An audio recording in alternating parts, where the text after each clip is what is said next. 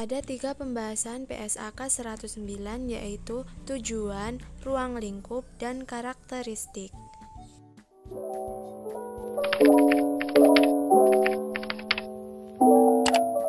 Tujuan dari PSAK 109 yaitu untuk mengatur pengakuan, pengukuran, penyajian, serta pengungkapan transaksi zakat dan infak atau sedekah.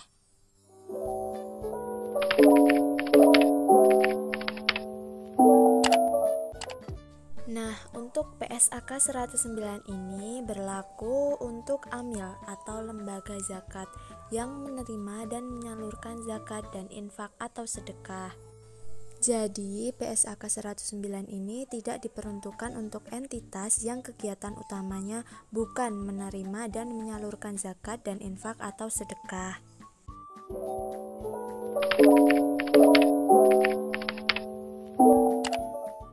Kita akan sedikit membahas mengenai karakteristik zakat dan infak atau sedekah.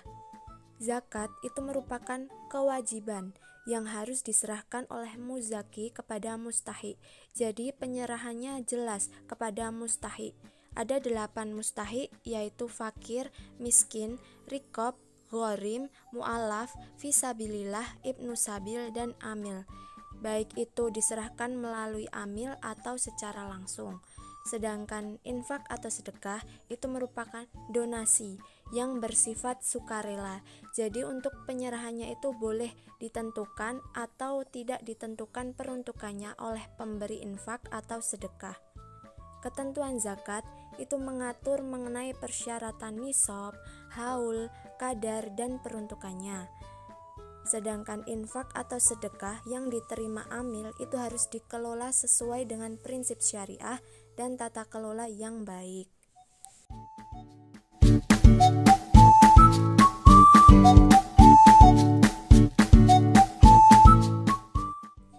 Pertama, kita akan membahas mengenai perlakuan akuntansi. Sebelumnya kita harus tahu bahwa dana di dalam laporan keuangan itu dibagi menjadi 3.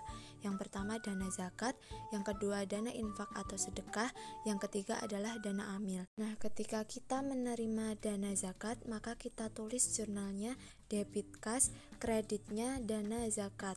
Begitu pula ketika kita menerima dana infak, kreditnya itu diganti dana infak atau sedekah.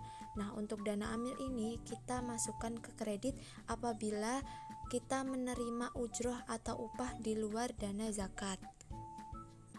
Lalu perlakuan akuntansi ketika menyalurkan zakat atau infak atau sedekah itu diakui sebagai pengurang dana.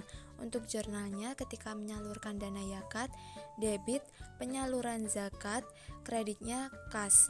Sedangkan ketika menyalurkan infak atau sedekah, debitnya penyaluran infak atau sedekah, kredit kas. Yang kedua yaitu penyajian. Amil itu menyajikan dana zakat, dana infak atau sedekah, dana amil, dan dana non-halal itu secara terpisah di dalam neraca atau laporan posisi keuangan. Nah, di sini ada dana non-halal.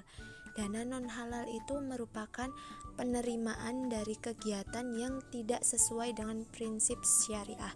Misalnya, penerimaan jasa giro. Yang ketiga ada pengungkapan. Untuk pengungkapan zakat dan pengungkapan infak atau sedekah, dalam penyajian informasinya itu harus diungkapkan di dalam laporan lain, seperti catatan atas laporan keuangan.